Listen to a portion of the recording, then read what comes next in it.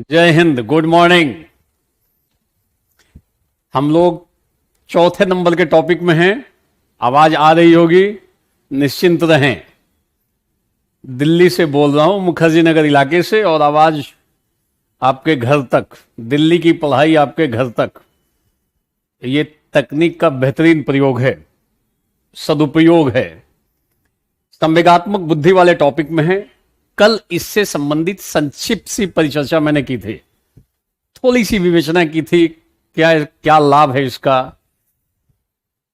अब आज हम लोग देखेंगे, अगर पूछ ले संवेगात्मक बुद्धि क्या है तो कैसे लिखेंगे। तो हम लोगों ने कल इस शब्द को समझा था, संवेगात्मक। इसका संदर्भ है जो हमारे शरीर और मन को उत्तेजित कर दे, एक्टिवेट कर दे, माइंड और बॉडी को दोनों में गति ला दे, मूवमेंट ला दे। उसे हम संवेग कहते हैं बेसिकली। जब संवेग होते हैं तो हमारे शरीर में और मन में गति आ जाती है। मन भी शांत नहीं रहता है और शरीर पे भी असर जाता है। मांसपेशियां आपके जो है ना, मसल्स, वो हो सकते हैं ज्यादा सख्त हो जाए। जैसे संवेग जो गति, वेग पैदा करते हैं, these are known as emotions. It is called electric motion. ये मोशन पैदा करता है, गति पैदा करता है हमारे शरीर में और मन में। जैसे एंगर, क्रोध, ये भय, ये फियर, क्रोध, ये सारी चीजें, भय, क्रोध आदि, ये सारे संवेग हैं। जब ये चीजें होती हैं तो शरीर और मन में कुछ ना कुछ होगा। आप शांतिपूर्वक नहीं रह सकते हो। शरीर में या मन में कुछ कुछ या दोनों में गति आएगी, उत्तेजना आएगी। चेहरे के हाव भाव से लग जाता है कि डर रहा है, या देखने से यह भी लग जाता है कि ये क्रोध में है। ऐसी चीजें दिखाई देती हैं। ध्यान देना, जो हमारे माइंड और बॉडी को एक्टिवेट करते हैं, सक्रियता लाते हैं, वे संवेग कहलाते हैं, वेग पैदा करते हैं। और for example love, fear, anger etcetera आदि आदि लिख दोगे। ये सारे संवेग हैं। तो हमने संवेग शब्द को समझ लिया, कल भी विवेचना की थी, कुछ एग्जाम्पल्स भी देखा था हम लोगों ने। बहुत ही अच्छा टॉपिक है जीवन के लिए, प्रशासन के लिए। इसको बढ़ाने का प्रयास करना चाहिए। हाइयर अगर इमोशनल इंटेलिजेंस है तो आदमी ज्यादा सफल होगा। और बुद्धि जो है, बुद्धि की परिभाषा यह है, इमोशनल इंटेलिजेंस, इसकी परिभाषा कई लोगों ने दी है। तो बुद्धि मनुष्य की एक ऐसी क्षमता है या योग्यता, it's a kind of ability of an human beings. मनुष्य की ऐसी क्षमता या योग्यता, थोड़ा रफ लिखते रहना। संवेग का मतलब ये हो गया जो शरीर और मन को गति पैदा कर दे। Example fear, anger, love etcetera. और what do mean by intelligence? It's a kind of ability और कैपेसिटी ऑफ ह्यूमन बींग्स। ये बुद्धि मनुष्य की ऐसी क्षमता या योग्यता है जिसके माध्यम से वह ज्ञान प्राप्त करता है, लर्न करता है, जटिल प्रत्ययों का ज्ञान प्राप्त करता है, जटिल कॉम्प्लेक्स आइडियाज को जानता है, समस्याओं को सॉल्व करता है, समस्या का निराकरण करता है, अमूर्त चिंतन करता है, एब्स्ट्रैक्ट थिंकिंग करता, अमूर्त चिंतन। ध्यान देना, पूछा जाए बुद्धि किसे कहते हैं तो बोलोगे बुद्धि मनुष्य की ऐसी क्षमता है जिसके माध्यम से वह ज्ञान प्राप्त करेगा, जो समस्याएं आएंगी उनको सॉल्व करेगा। ध्यान देना, तर्क वितर्क करेगा, आपस में वाद विवाद, ये बुद्धि के माध्यम से होता है। वाद विवाद, वो प्रॉब्लम को सॉल्व भी करेगा, अमूर्त चिंतन करता है, एब्स्ट्रैक्ट थिंकिंग करता है। देखो, मनुष्य में बुद्धि है, मनुष्य एब्स्ट्रैक्ट थिंकिंग कर सकता है। जैसे मैं कहूं कि 7 + 5 बराबर कितना होता है, 7 + 5 = 2, तो इसको अगर पशु पक्षियों को दे दो, उनके पास ऐसी कुछ भी ताकत नहीं है अमूर्त चिंतन की। हमारे पास है कि हम बुद्धि लगाकर सोचकर बता सकते हैं 7 + 5 = 12। आउटसाइड, बिना कहीं देखे हम अमूर्त चिंतन कर सकते हैं, एब्स्ट्रैक्ट थिंकिंग कर सकते हैं। ये आदमी की ताकत है। ध्यान देना, पशु पक्षी जो है ना, जो दिखता है वहीं तक सीमित है, और हम लोग what is beyond our sense experience, even we can think regarding that one. हम लोग आत्मा, परमात्मा, स्वर्ग, जन्नत, उसके बारे में भी इमेजिन कर लेते हैं, कल्पना कर लेते हैं कि वो भी है कहीं पे। कहां है, कौन गया है, अभी डिटेल पता नहीं है, मगर we have imagine such kind of things. हम लोग स्पेकुलेट कर सकते हैं। ये किसके माध्यम से करते हैं? बुद्धि के माध्यम से। बुद्धि मनुष्य की ऐसी क्षमता, या जो पूछे जाए बुद्धि क्या है, कैसे लिखोगे? बुद्धि किसे कहोगे? बहुत टाइप की बुद्धि होती है। अमेरिकन साइकोलॉजिस्ट हार्वर्ड गार्डनर ने कई प्रकार की बुद्धि की बात की है। यह भी एक प्रकार की बुद्धि है, संवेगात्मक बुद्धि। ध्यान देना। तो बुद्धि मनुष्य की ऐसी क्षमता या योग्यता है जिसके माध्यम से वह ज्ञान अर्जित करता है, कॉम्प्लेक्स आइडियाज को जानता है, जटिल प्रत्ययों का। हम समस्या का निराकरण करते हैं, अमूर्त चिंतन करते हैं, लॉजिकली हम लोग थिंकिंग करते हैं। किसके माध्यम से? हम लोग ये सारे काम बुद्धि के माध्यम से करते हैं। और ये भी करते हैं बुद्धि के माध्यम से, ये डिसाइड करते हैं क्या राइट है और क्या रॉन्ग है, उचित अनुचित का निर्धारण करते हैं। We decide taking help of reason which action is right and which action is wrong. So in this regard intellect plays pivotal role, important role. तो यदि कोई पूछ ले कि बुद्धि कहते किसे हैं, बोलो बुद्धि मनुष्य की एक ऐसी क्षमता है जिसके माध्यम से वो ज्ञान प्राप्त करता है, समस्याओं का समाधान करता है, अमूर्त चिंतन करता है, और लोगों के साथ समायोजन करता है, एडजस्टमेंट करता है। ये सुनो, वह राइट और रॉन्ग का डिसीजन करता है। किसके माध्यम से? बुद्धि माध्यम। ये सारे काम बुद्धि के हैं। Is it clear?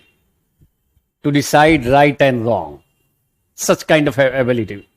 Intellect is a kind of ability to decide what is right and what is wrong, to solve problems, try to find knowledge from outside. ये बुद्धि है। तो हमने अलग अलग देख लिया संवेग क्या है और बुद्धि क्या। अब दोनों को मिलाने जा रहे हैं। अब हम लिखने जा रहे हैं संवेगात्मक बुद्धि क्या है। तो ध्यान रखना, एक ग्रुप कहता है, अगर इथिक्स में देखोगे ना, तो एक ग्रुप इस पे बल देता है, जो आपकी भावनाएं हैं, संवेग हैं, इन्हीं को पूरा करने का प्रयास करो।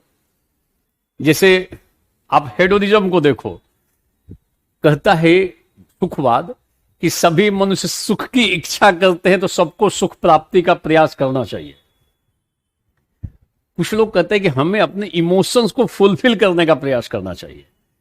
और एक ग्रुप ऐसा है, कहता है कि इमोशंस को बिल्कुल क्रश कर दो, दबा दो, और काम करो हमेशा बुद्धि के अनुसार। कांट ग्रेट सपोर्टर, उनके दर्शन में है कि बुद्धि के अनुसार ही काम करना चाहिए। संवेगों का रोल नहीं है। संवेगों को दबाने की बात करते हैं कौन? Kant. His philosophy, ethical theory is known as rigorism. कई बार रिगोरिज्म कहते हैं, कठोरतावाद है। कहते हैं भावनाओं और इच्छाओं को दबा डालो। किसके माध्यम से? बुद्धि के माध्यम से। ऐसा कौन कहते हैं? कांट। टॉपिक नंबर 5 में देखेंगे डिटेल में, अभी ज्यादा इस पे सवाल नहीं पूछना है, और मैं कमेंट देख नहीं रहा हूं, क्योंकि कई लोग अनाप शनाप कमेंट पूछते हैं। तो फिर हुआ कि नहीं, एक दिन आप इकट्ठा कर लो और फिर आपकी सारी समस्याओं का समाधान एक ऐसा एक क्लास ही ले लेंगे कि जिसको जितना पूछना हो उसमें पूछ ही लेगा। मतलब फलानी दिक्कत है तो वो भी समाधान कर देंगे। व्यक्तिगत लोग समस्या लेकर आ जाते हैं, उसी में एक दूसरे का हालचाल पूछने लगता है कि आपका हाल क्या है। तो हालचाल भी उसी पे पूछता है। प्लेटफॉर्म मिला है पढ़ने के लिए, अपना हाल उनका ठीक है नहीं, दूसरे का हालचाल जानना चाहते हैं। ऐसे बहुतों की स्थिति, प्लेटफॉर्म का गलत इस्तेमाल करने लगते हैं। पिताजी को पता होगा कि बेटा खूब कमरे में बैठ के पढ़ रहा है, बहुत जीनियस बच्चा है, प्रशंसा करते होंगे इधर उधर कि मेरा बेटा 2 घंटा 1.5 घंटा क्लास बैठ के कमरे में ना खान साहब की क्लास सुन रहा है, केजीएस में क्लास लिए हुए। अब मतलब बेटा यहां पे मैसेज दे रहे हैं कि तुम्हारा हाल क्या है, नाश्ता किया कि नहीं किया क्लास शुरू होने से पहले, इतना इमोशनल टाइप का काम करे, पिताजी को कुछ और पता है, पता चले तो लठ उठा ले, बेटा बैठ के तो हालचाल पूछ रहा है औरों का। और ऐसे कई लोगों की स्थिति है। तो दुनिया में बहुत टाइप के एग्जाम्स भी हैं, ये कोई आवश्यक नहीं कि सारे लोग सिविल सर्विसेज ही दे, ये टॉप लेवल का एग्जाम है, इससे ऊपर का कोई एग्जाम है नहीं भारतवर्ष में। उसकी तैयारी कर रहे हो तो कुछ तो विशिष्ट प्रयास करोगे, स्पेसिफिक एफर्ट करोगे, और सोचोगे कि जैसे मैट्रिक पास कर गए हंसते खेलते उछलते हुए, इंटर भी पास कर गए उछलते कूदते हुए, बहुत ज्यादा बिना पढ़े भी, और बीए भी पास कर गए, ज्यादा कोई दर्द नहीं हुआ, आराम से पास हो गए। कई जगहों पे पास होने के विभिन्न तरीके भी लगाए जाते हैं, तो उनके दिमाग में आ जाता है कि इसी तरीके से पढ़ाई होती है। उनका भ्रम टूटता है कब, जब वो यूपीएससी की तैयारी करते हैं और पीटी देते हैं। तो कई लोग ऐसे हैं कि शुरू से अंत तक अभी तक पास होते आए हैं, सब में पास या फर्स्ट क्लास लाए हैं, हमेशा फर्स्ट डिवीजन। भाई मैट्रिक में भी फर्स्ट डिवीजन, इंटर में फर्स्ट डिवीजन, ग्रेजुएशन में फर्स्ट डिवीजन। पता लग पहली बार यूपीएससी स्टांप मारती है कि बेटा फेल, पीटी फेल, पहली बार यही स्टांप लगता है, बहुतों पे लगता है, सारी हेकड़ी निकाल देता है यूपीएससी, हवा नहीं लगता है। तो पढ़ो तो ठीक से पढ़ो, मन लगा के पढ़ो, अपने जो इमोशंस है ना, इमोशंस, लव है ना, इच्छाएं, इन सबको थोड़ा कंट्रोल कर लो, किससे, बुद्धि से। नहीं कंट्रोल करोगे तो इमोशंस में बहते रहोगे, इमोशंस पैदा होगा, उसको एक्सप्रेस करते रहोगे, फिर तो कठिनाई को निमंत्रण दोगे। समझ में आना चाहिए, पहले हमने इमोशन समझाया, फिर हमने इंटेलेक्ट को एक्सप्लेन किया। What do mean by intellect? It's a kind of ability to think rationally, to solve problems, ये जो एब्स्ट्रैक्ट थिंकिंग करने का, to decide what is right and what is wrong, to learn from outside. ये ऐसी capability है कि हम ऐसे ऐसे काम करते हैं through intellect. It should be clear. Now अब हम लोग देखने जा रहे हैं कि संवेगात्मक बुद्धि क्या है। अगर मान लो पूछ ले संवेगात्मक बुद्धि क्या है, संवेगात्मक बुद्धि क्या है, ये देखो, ये देखो,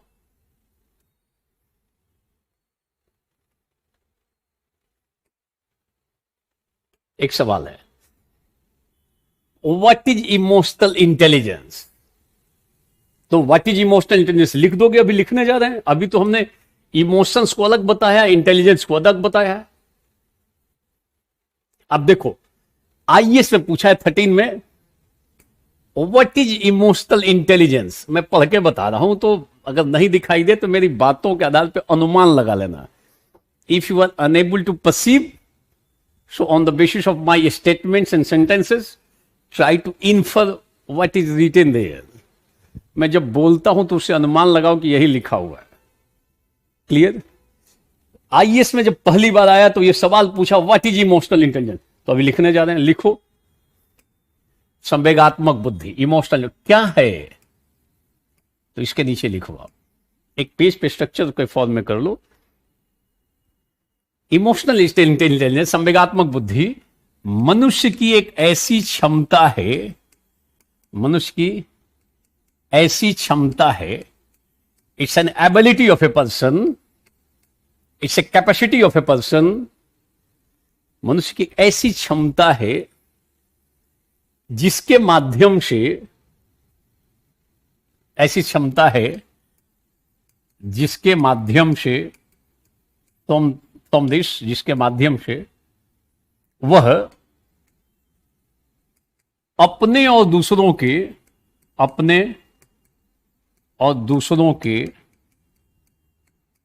संवेगों को देखो, एक बार लिखना ऐसे, संवेगात्मक आधे पेज में लिखना, इसका परिभाषा है। पहले चार्ट पे समझ रहे, फिर इसको पैराग्राफ बना लोगे, एक paragraph. What do mean by emotional intelligence? संवेगात्मक बुद्धि मनुष्य की एक ऐसी क्षमता है जिसके माध्यम से वो अपने और दूसरों के संवेगों को, अब नीचे में 5 पॉइंट लिख लेना। Emotional intelligence, it's a kind of ability of a person through which जिसके माध्यम से मतलब थ्रू विच अपने और दूसरे के संवेगों का मतलब one's own emotions and other emotions. तो अपने और दूसरे के संवेगों का मतलब है one's own emotions and other emotions and others emotions. तो मनुष्य की संवेगात्मक बुद्धि मनुष्य की ऐसी क्षमता है जिसके माध्यम से वह अपने और दूसरों के संवेगों को, यहां पे लिखोगे, देखता है, समझता है, तीव्रता और प्रभाव का आकलन करता है, तीव्रता और प्रभाव का आकलन करता है, अपने और दूसरे के संवेगों को देखता है, समझता है, तीव्रता और प्रभाव का आकलन करता है, अपने संवेगों और दूसरे संवेगों को नियंत्रित करता है, नियमित करता है, और बाद में लिख लोगे वांछित अनुक्रिया करता है। वांछित अनुक्रिया शब्द नहीं दिखाई दे तो मैं बोल रहा हूं उसके बेस पे लिख लो, ऐसा नहीं कि देख देख के लिखेंगे। वांछित अनुक्रिया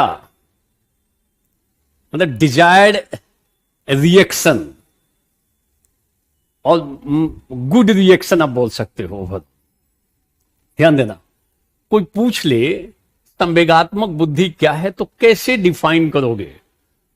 एक बार बोलते रहना, म्यूजिक बगल में चल रहा हो तो बंद कर देना, खाना पीना खा रहे हो तो स्टॉप कर दो, पहले से तैयारी करके बैठो, नहीं तो अपने साथ अन्याय करोगे, अपने परिवार के साथ अन्याय करोगे। बैठो तो ठीक से पढ़ो, अदरवाइज घूम ही लो बाहर में, या जिससे मिलना है उसे पहले मिल के आ ही जाओ, तब बैठो पढ़ने के लिए।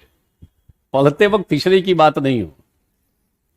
संदर्भ क्या है कि संवेगात्मक बुद्धि मनुष्य की ऐसी क्षमता है जिसके माध्यम से वह अपने और दूसरों के संवेगों को देखता है, समझता है, तीव्रता एवं प्रभाव का आकलन करता है। लिख लेना, तीव्रता, इंटेंसिटी और इंपैक्ट को मॉनिटर करता है, तीव्रता और प्रभाव का आकलन करता है, उसे नियंत्रित करता है, नियमित करता है। Control and regulate those emotions, नियंत्रित और नियमित करता है, और तत्पश्चात आफ्टर दैट वांछित अनुक्रिया करता है, प्रॉपर एक्ट करता है, रिएक्ट करता है, रिस्पॉन्स देता है।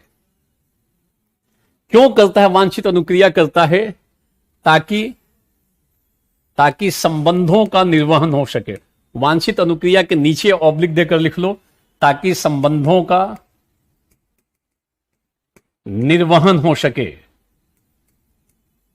लक्ष्य की प्राप्ति हो सके, टू फाइंड डिजायर्ड एम, लक्ष्य की प्राप्ति हो सके। आधे पेज में इसको बनाना, एक बार रुक के देखते हैं इसको। अगर मीनिंग क्लियर हो गया संवेगात्मक बुद्धि का, आगे का रास्ता क्लियर हो जाएगा। पहले मीनिंग तो पता चले कि इसको किस तरीके से डिफाइन करेंगे हम लोग। फिर से बोलना, एक बार, दो बार, तीन बार, और ध्यान रखना कहीं एक जगह कहीं फंस गए तो इसका मतलब यह नहीं कि सब पे क्वेश्चन मार्क लगा लो। जहां दिक्कत हो उसको दोबारा पढ़ो, तिबारा लिखो, बिल्कुल समझ में आएगा। आदमी के लिए बना है तो आदमी समझ सकता है अगर खुले दिमाग का बैठा हो तो। बंद दिमाग वालों के लिए तो कोई रास्ता ही नहीं है। एक बार फिर से बोलना, सारे लोग बोलना, बोल सकते हो। पहले एक बार अंग्रेजी हिंदी में बोल लेते हैं, अंग्रेजी में बोल लेंगे। संवेगात्मक बुद्धि मनुष्य की ऐसी क्षमता है जिसके माध्यम से वह अपने संवेगों को और दूसरों के संवेगों को, अपने और दूसरे, one's own and other emotions, अपने संवेग और अदर के संवेग, दूसरे के संवेगों को देखता है, समझता है, उसकी तीव्रता और प्रभाव का आकलन करता है, उन्हें नियंत्रित करता है, नियमित करता है, और फिर वांछित अनुक्रिया करता है ताकि लक्ष्य की प्राप्ति हो सके, ताकि संबंधों का निर्वहन हो सके। अभी लिख सकते हो, लिख लो, मैं लिखवा रहा हूं तो नहीं कलम कॉपी लेके बैठो, सुनने में ही मजा आ रहा है तो सुनना शांतिपूर्वक। नोट करोगे। संवेगात्मक बुद्धि, पहले हिंदी में लिख लेते हैं। संवेगात्मक बुद्धि मनुष्य की ऐसी क्षमता है, मनुष्य की ऐसी क्षमता है जिसके माध्यम से वह, अब चूंकि कमेंट में देखने की स्थिति में नहीं हूं, अनाप शनाप कमेंट के चलते बहुत सारे जो जेन्युइन बच्चे थे उनको दिक्कत हो रही थी, तो हुआ कि नहीं अभी कमेंट को स्टॉप रखा जाए, केवल गुड मॉर्निंग और टाइप में चीजें हो जाए, तो दैट्स ऑल। नोट करोगे। संवेगात्मक बुद्धि मनुष्य की ऐसी क्षमता है जिसके माध्यम से वह अपने और दूसरों के संवेगों को अपने और दूसरे के संवेगों को देखता है, कौमा अपने और दूसरे के संवेगों को देखता है। अब इसका मतलब क्या हुआ समझा देंगे, पहले लिख लेना। ऐसा नहीं कि देखने का मतलब क्या हुआ बता दीजिए, पहले लिख लो, बाद में उछल कूद करना, पहले लिख लो। अपने और दूसरों के संवेगों को देखता है, कौमा देखे, समझता है, उसकी तीव्रता और प्रभाव का आकलन करता है, उसकी तीव्रता और प्रभाव का आकलन करता है, कौमा उन्हें नियंत्रित और नियमित करता है, नियंत्रित और नियमित करता है, नियंत्रित और नियमित करता है, और तत्पश्चात और उसके बाद आफ्टर दैट वांछित अनुक्रिया करता है, जो होना चाहिए वास्तव में, वांछित अनुक्रिया करता है ताकि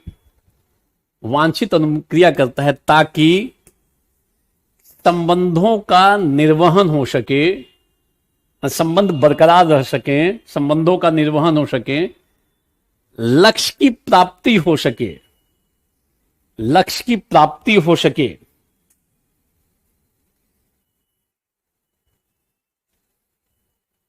एक अच्छा जीवन व्यतीत हो सके। अब अंग्रेजी में देख लो। Emotional intelligence is a kind of ability of a person, देखो मनुष्य की ऐसी क्षमता, ability of a person, emotional intelligence a kind of ability of a person through which, जिसके माध्यम, थ्रू विच ही परसीव्स, इसके नीचे लिख लो परसीव। सेकेंड वन अंडरस्टैंड, समझता है का मतलब ट्राई टू अंडरस्टैंड। तीव्रता और प्रभाव का आकलन का मतलब मॉनिटर करता है इमोशंस को, through which he becomes able to monitor emotions. Intensity, he will become able to monitor impact and intensity of emotions, monitor करता है। नियंत्रित और नियमित का मतलब कंट्रोल एंड रेगुलेट करता है, try to control and regulate करता है, to achieve intended goals. Why? To achieve intended goals और फॉर बेस्ट रिजल्ट्स, अच्छे परिणाम के लिए, फॉर बेस्ट रिजल्ट। तो overall we can say in English that we can define the term emotional intelligence that emotional intelligence is a kind of ability of a person through which he becomes able to perceive his own emotion and other emotions। और क्या करता है his own and others में? perceive his own and other emotions, understand his own emotions and others emotions, monitor impact and intensity of those emotions, regulate and control those emotions just for best result, you can say, or to achieve intended goal. That's all. This one is known as emotional intelligence. बोलो, is it clear? सारे लोग बोलो, is it clear? अब इसको एक एक करके थोड़ा सा विस्तार देते हैं। ये देखने का मतलब क्या है, समझने का मतलब क्या है, तीव्रता और प्रभाव का आकलन का मतलब क्या है, तो एक एक करके समझ लेते हैं। देखो, अगर मीनिंग क्लियर हो गया ना इमोशनल इंटेलिजेंस का, तो आगे का रास्ता तो बहुत आसान है, क्योंकि और सारी बातें इसी के इर्द गिर्द चलेंगी। और अगर इसका डेफिनेशन क्रिस्टल क्लियर हो गया ना, तो लिखना फिर तो बहुत आसान है, जो सवाल पूछ ले। प्रॉब्लम तब होता है जब आपका कॉन्सेप्ट क्लियर नहीं हो, शब्द की बारीकियां पता नहीं हो और घुस गए हो सवाल में, तो फिर तो सवाल आपको व्यथित करेगा, परेशान करेगा वो, क्योंकि आपका बेसिक फंडा क्लियर नहीं है। बेसिक फंडा क्रिस्टल क्लियर होना चाहिए, फिर सवाल जितना टफ बनेगा आप लिख दोगे। अगर आपका कॉन्सेप्चुअल क्लैरिटी है तो फिर से एक बार देखो इमोशनल इंटेलिजेंस क्या है। ये तीसरी, चौथी, पांचवी बार बता रहा हूं, क्योंकि आगे का रास्ता तो बहुत आसान है, बिल्कुल आसान है। फिर तो एक बार बोल लेना, फिर से यहीं पे याद हो जाएगा ठीक से, अगर ध्यान देकर, तो मैं आगे बढ़ सकता था अभी। एक बार फिर से ध्यान दो। संवेगात्मक बुद्धि मनुष्य की ऐसी क्षमता है जिसके माध्यम से वह अपने और दूसरों के संवेगों को देखता है, समझता है, तीव्रता और प्रभाव का आकलन करता है, उन संवेगों को नियंत्रित और नियमित करता है और वांछित अनुक्रिया करता है, ताकि संबंधों का निर्वहन हो सके, लक्ष्य की सिद्धि हो सके, अच्छा जीवन व्यतीत हो सके। That's all, perfect.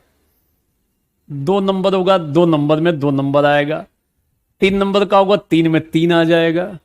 सारी बातें हमने कर ली। अब एक एक करके देखो। आप,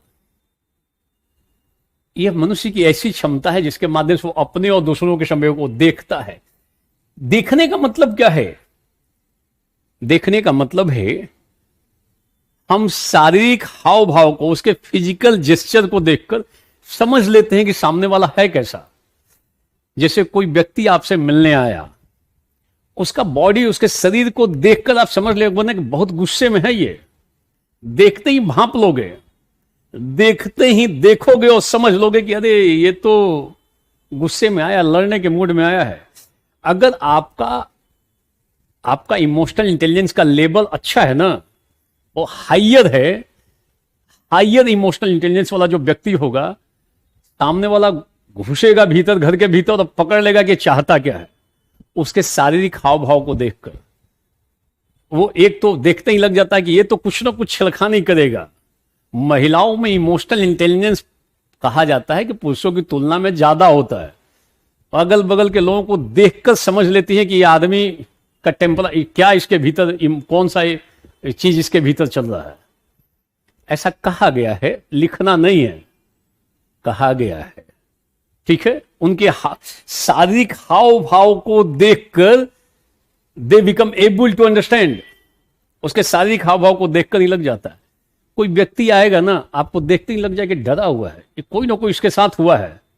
अगर आपके अंदर संवेगात्मक बुद्धि ज्यादा है तो तुरंत आप भांप लोगे ना, ये डरा हुआ आदमी है, डर के आया, कुछ ना कुछ गलत करके आया है। भांप लोगे, उसके शारीरिक हाव भाव को देखकर आप समझ लेते हो, फिर उसी के अकॉर्डिंगली आप एक्ट करते हो, लास्ट में वांछित अनुक्रिया करते हो। अगर आपके देखो, जब कभी कभी कोई व्यक्ति आता ही है लड़ने के मूड में, उसके चाल ढाल से, उसके हाव भाव को देखकर या भांप लोगे ये तो लड़ने के लिए आएगा, तुरंत आपने अपने इमोशंस को मैनेज किया, आपने अलग दिमाग लगाया, कुछ इधर उधर की बातें की, थोड़ी ठाकेबाजी की, वो आया था लड़ने के लिए, पता चलता है कि चाय पी के बैठ के आपके साथ चला गया, खुश होकर चला गया। और अगर आपके अंदर इमोशनल इंटेलिजेंस ठीक नहीं है तो आप भी लड़ जाओगे।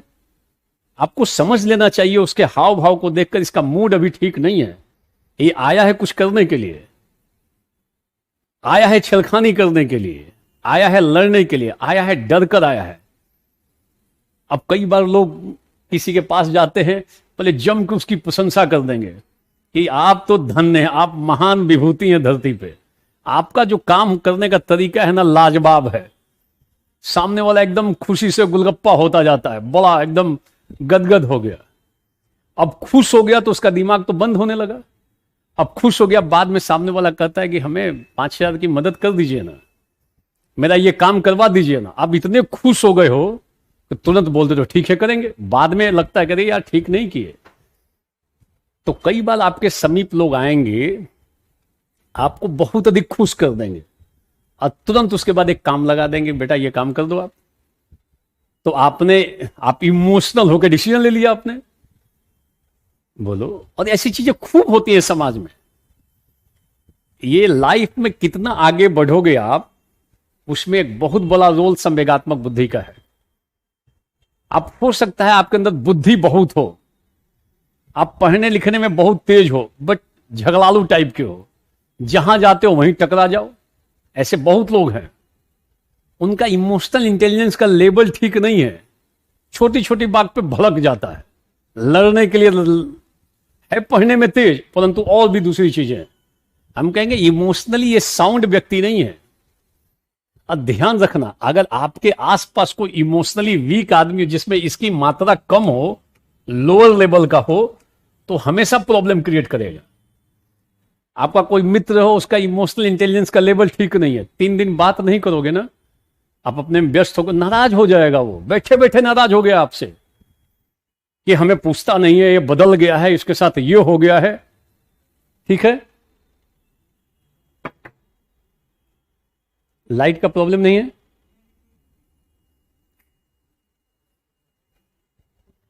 क्लियर? बोलो। तो अपने संवेगों को अपने बुद्धि से रेगुलेट करना होगा।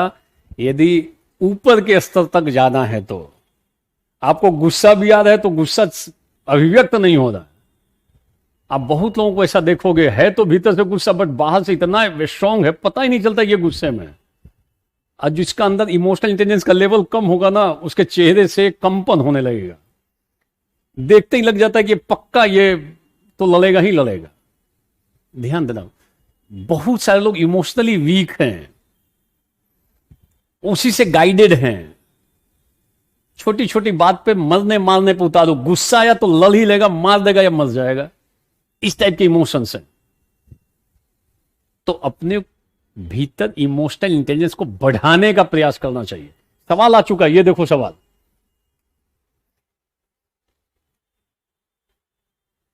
देखो, पहली बार जब सवाल पूछा तो पूछा इमोशनल इंटेलिजेंस क्या होता है। ये देखो सवाल को मैं बता रहा हूं और थोड़ा बड़ा कर देता हूं, थोड़ा दिखाई दे।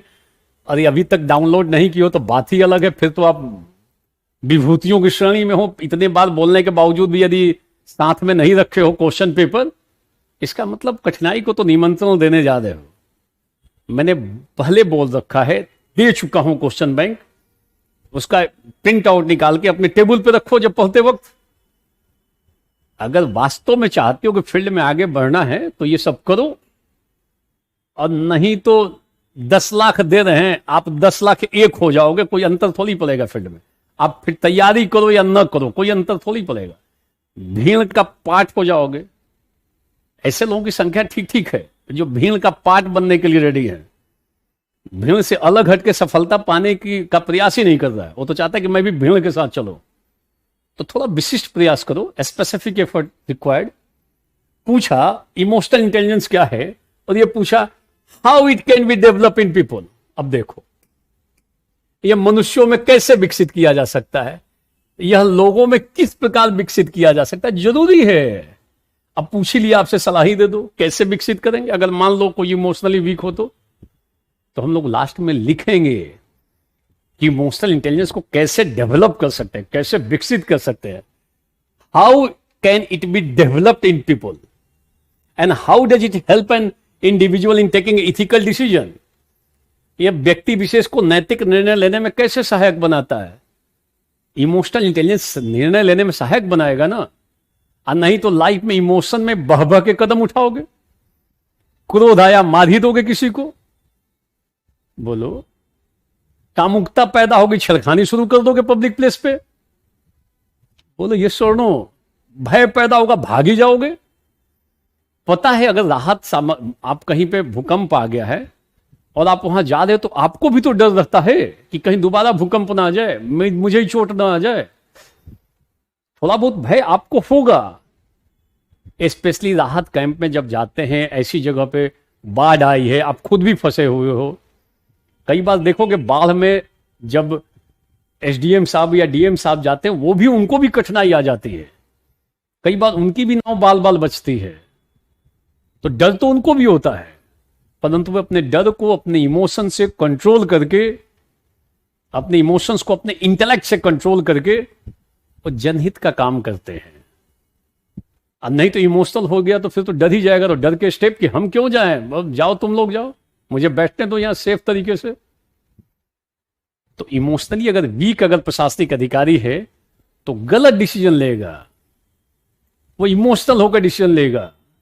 आप मान लो आप थाना अधिकारी हो या एसपी सिटी हो और कोई आए आपके सामने रोने उने लगे और आप हो गए इमोशनल, आप हो गए द्रवित, दुखी हो गए, एकदम आपको क्रोध आने लगा कि इसको किसने रुला दिया, कितना सीधा आदमी है, और आपने क्रोध, आपको आने लगा गुस्सा कि इसको जिसने परेशान किया मैं उसको दंडित करूंगा, और आप क्रोध में आपने सामने वाले के ऊपर एक्शन ले लिया बिना जांच पड़ताल के, तो हो सकता है आपको नौबत भुगतनी पड़े। क्योंकि कई ऐसे लोग हैं जो आपके सामने आके आराम से आधा घंटा रो सकते हैं, नौटंकी कर सकता है, रोना पीटना कर सकता है, इस टाइप से रो लेगा कि आप इमोशनल हो जाओगे, लगेगा कि ये आदमी वास्तव में इसको लोगों ने सता रखा है। हो सकता है खुद ही इसने दूसरे को सता रखा हो, मगर आपके सामने आकर रो गा लिया उसने और आप हो गए इमोशनल। तो बनो इमोशनल, बिना जांच पड़ताल के कदम उठाओगे तो फंस जाओगे ना, आपका डिसीजन गलत हो सकता है, आप इमोशंस में बह गए। तो अच्छा अधिकारी होगा ना, आप रोने धोने से उसके ऊपर ज्यादा अंतर नहीं पड़ता है, पहले जांच पड़ताल करेगा कि पता नहीं ये नौटंकी कर रहा है कि क्या कर रहा है। बोलो बोलो यस और नो। कई आपका मित्र होगा, कभी कभी सबको लगा होगा, झटका आया होगा कि मेरे फलाने जी बीमार पड़ गए हैं, या नहीं पैसा भेजेंगे तो उनका जान खतरे में है, खाने के लाले पड़े हुए हैं। आप हो गए इमोशनल, यार मेरा मित्र है, इसके घर में फलाना हो गया है। अब पता चला कि आपने पैसा दिया, वो कहीं बैठ के पैग लगा रहा है, 5 स्टार होटल पहुंचा हुआ है खाने पीने को लेकर, किसी और काम में उड़ा रहा है उसने। ऐसा खूब होता है, आदमी इमोशंस में बह लेता, और इमोशंस में बह के निर्णय लेगा अगर। How does it helps an individual in taking ethical decisions? So ethical decision का मतलब रेशनल डिसीजन भी होता है, और नहीं तो इमोशंस में बह बह के डिसीजन लेता रहेगा। अगर भावनाओं में बहकर डिसीजन लोगे तो फिर तो कठिनाई है, ये ध्यान रखना। बोलो, लोग तुरंत इमोशंस में बहने लगते हैं, इमोशंस में बह के लेने पे हमेशा कठिनाई है, कुछ एक परिस्थितियां छोड़ो तो। ये ध्यान रखना, गांठ, इतना बेहतरीन टॉपिक है ये, अब जाके इसको पढ़ाने का अवसर मिला है। इसको तो स्कूलों में होना चाहिए था, इस टॉपिक को, इस पर्टिकुलर टॉपिक को। इमोशनल इंटेलिजेंस बहुत जरूरी है। Emotional intelligence, how it can be develop, हम लोग आगे लिखेंगे कैसे इसको विकसित कर सकते हैं, करने का तरीका देखेंगे। एक बार फिर से रीड कर लो, सारे लोग बोल के पढ़ो आप, इमोशनल इंटेलिजेंस क्या है। इमोशनल इंटेलिजेंस का मतलब है संवेगात्मक बुद्धि। एक बार फिर से मैं दोबारा तिबारा रिपीट कर रहा हूं, इसका मतलब बहुत इंपॉर्टेंट है। कभी पूछे अगर आपसे आईएएस के इंटरव्यू में एक प्रशासनिक अधिकारी में क्या होना चाहिए, उसमें एक यह भी बताओ, उसमें आला दर्जे का इमोशनल इंटेलिजेंस होना चाहिए, संवेगात्मक बुद्धि हायर होनी चाहिए, ज्यादा होनी चाहिए, तो वो सफल अधिकारी होगा। ये ध्यान रखना, जो सफल है ना उसके अंदर इसकी मात्रा बहुत है। हायर, लोअर लेवल पे नहीं है, हायर लेवल पे है। ध्यान रखना है इस चीज को, ये भी एक क्वालिटी है, ये होना चाहिए प्रशासनिक अधिकारियों में।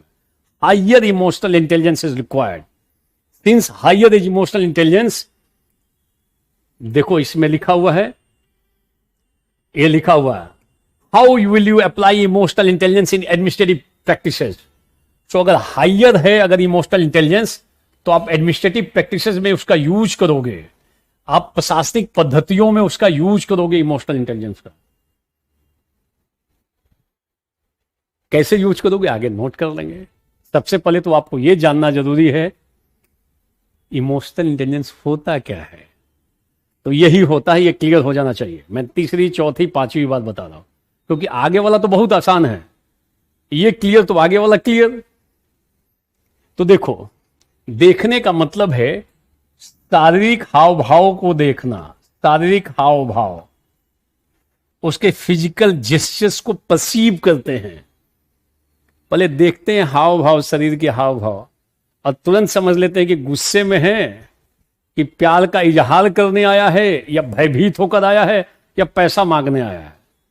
अगर हायर डिग्री का इमोशनल इंटेलिजेंस 2 मिनट में लग जाता है कि ये तो कुछ ना कुछ मांगेगा पक्का आज, अभी बोला नहीं है, परंतु उसके शारीरिक हाव भाव को देखकर आपको तुरंत समझ में आ जाएगा ये कुछ तो लेने आया है यहां पर।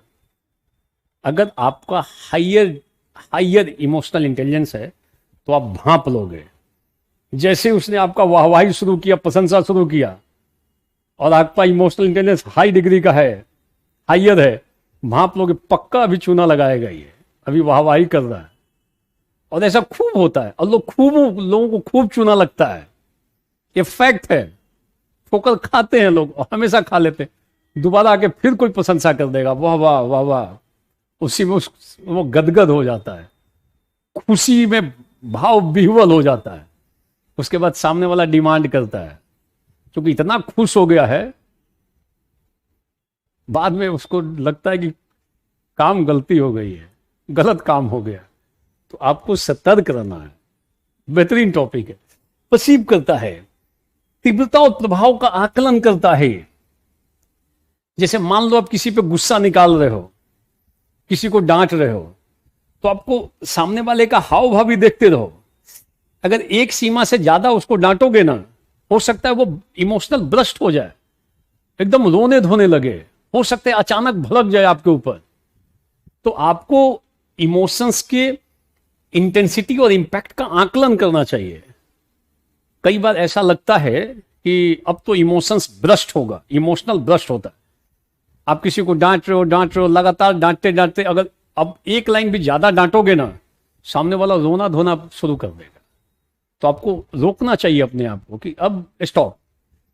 या फिर हो सकता है सामने वाला एक ही बार गुस्से से भड़क जाए आपके ऊपर, एक सीमा तक बियर करेगा। तो अगर आपका हायर डिग्री का इमोशनल इंटेलिजेंस है, हायर इमोशनल इंटेलिजेंस है, तुरंत भांप लोगे कि अब डांटना ठीक नहीं, अब इसके बाद तो लड़ाई हो जाएगी। इसलिए देखोगे झगड़े होते हैं ना, तो कई बार परिपक्व आदमी अगर बाई चांस कभी झगड़े में आता है, तो वो एक सीमा के बाद ना अपने आप को कंट्रोल कर लेता है। उसको पता है इसके बाद तो फिर आउट ऑफ कंट्रोल हो जाएगा मामला। तो वो तीव्रता और प्रभाव का, इंटेंसिटी और इंपैक्ट के जो इमोशन है, उसका कितना इंटेंसिटी है, कितना इंपैक्ट है, उसको आकलन कर लेता है। आप लोगों ने एक मूवी देखी होगी, ज्यादातर लोगों ने, या कई लोगों ने नहीं देखी होगी। एक मूवी आई थी बागवान। ये एक ऐसी मूवी थी जहां पे पिताजी ने कहा बेटों को कि बेटा चलो तुमको मूवी दिखाते। जनरली परिवार के लोगों के साथ पिता कब ऐसा रहता है, वो सब जाते हैं लोग बहुत, बट एक ऐसी मूवी थी, कई जगहों पे जो फादर की भूमिका में थे वो अपने बेटों को भी ले गए, चल बेटा तुमको मूवी दिखाते हैं। कौन सी मूवी? अब बेटों ने कई जगह इनकार कर दिया कि आपके साथ बागवान मूवी तो नहीं देखेंगे, कोई और चीज दिखा दीजिए, ये नहीं देखेंगे, क्योंकि उसमें एक अलग लेवल के जो फैमिली वैल्यूज थे, उस पर जो अटैक है वो दिखाया गया है। और बागवान एक ऐसी मूवी थी कि जिसमें बैठने वाले, सिनेमा हॉल में जो लोग बैठे हुए हैं, उसमें ज्यादातर लोगों की आंखों से आंसू एक पर्टिकुलर पॉइंट पे निकल रहे थे। अब मान लो सिनेमा हॉल में आप भी बैठे हो और ऐसा इमोशंस अब पीक पे जा रहा है, आप धीरे धीरे इमोशनल हो रहे हो, अब लगता है कि आंसू निकल जाएंगे, भावुक हो गए हो, उसमें कुछ ऐसे सीन्स हैं। तो कई बार लोग कंट्रोल करने के लिए, मान लो यहां बैठा हुआ है, अब इसको लगता है कि मैं तो अब रो ही दूंगा, तो ये बगल वाले को धक्का मारेगा, इधर में कुछ खुराफात करेगा अपने को कंट्रोल करने के लिए, कि अब लगातार देखेंगे ना तो आंखों से अश्रु धारा आ जाएगी।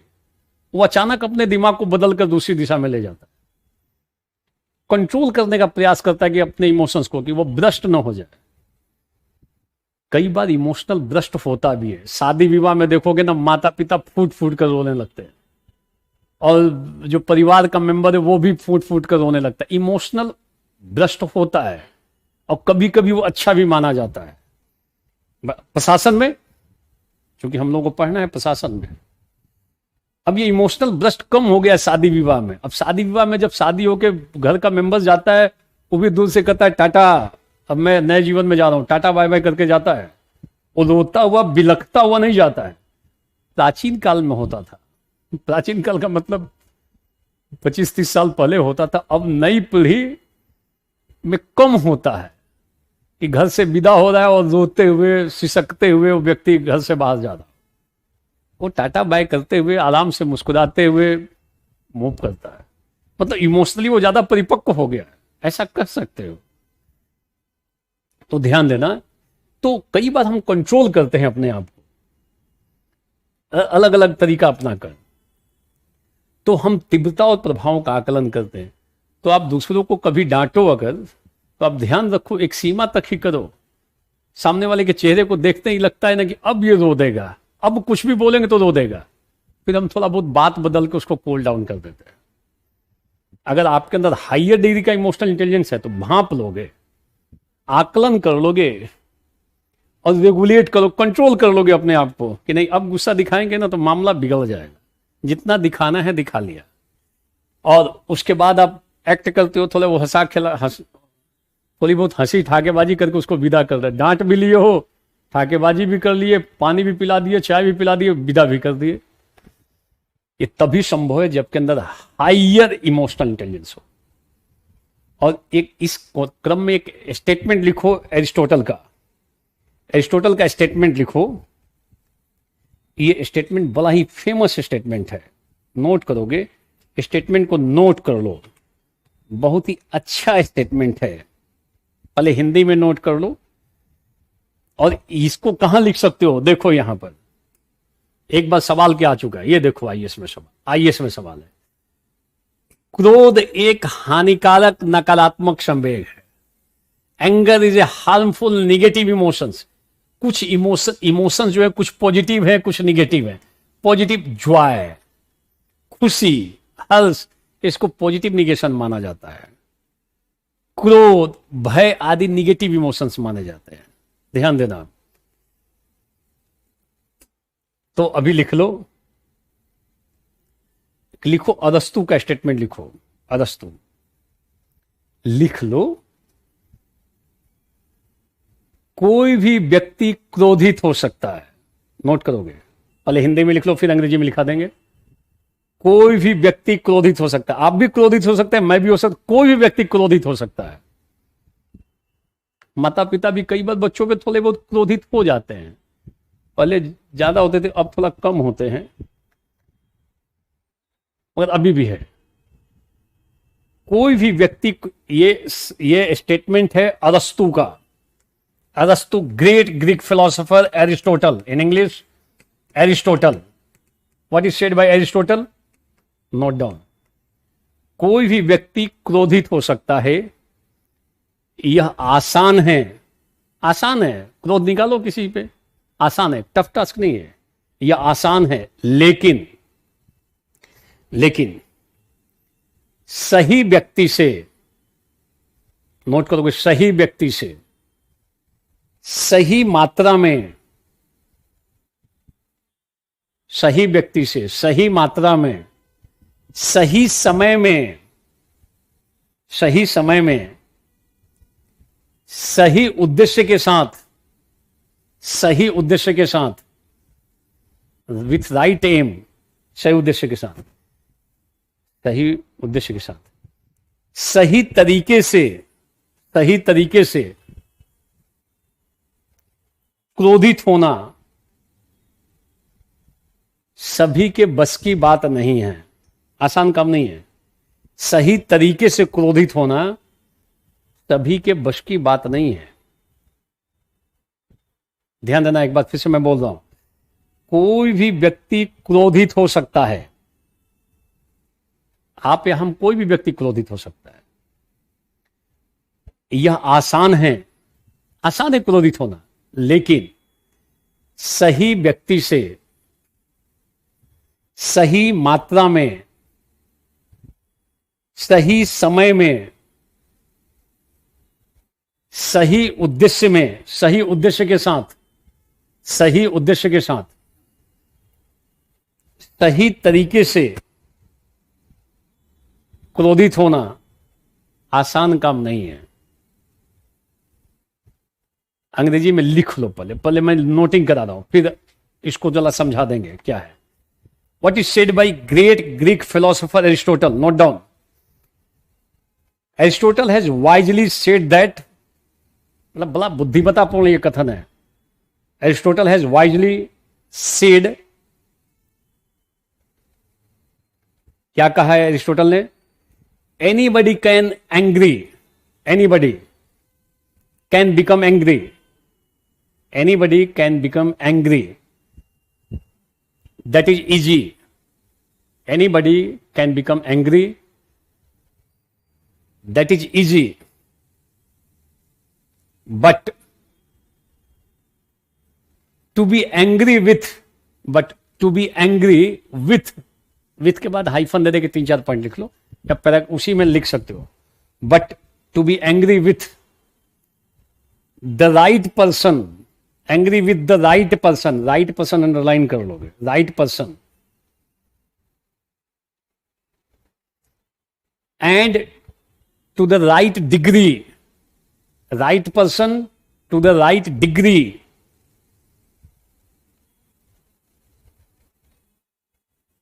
and at the right time, right degree, right time, and at the right time,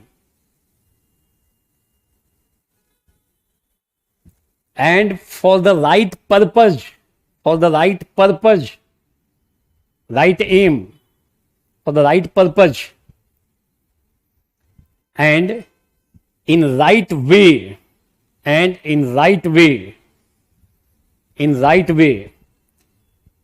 that is not within everybody's power,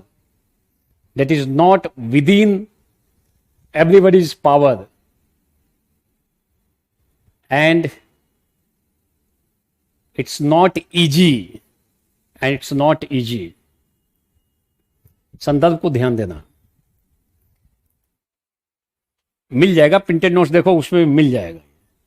अरस्तु क्या कहते हैं? कोई भी व्यक्ति क्रोध कर सकता है, परंतु सही व्यक्ति से, शब्द को ध्यान देखना, सही मात्रा में, सही समय में,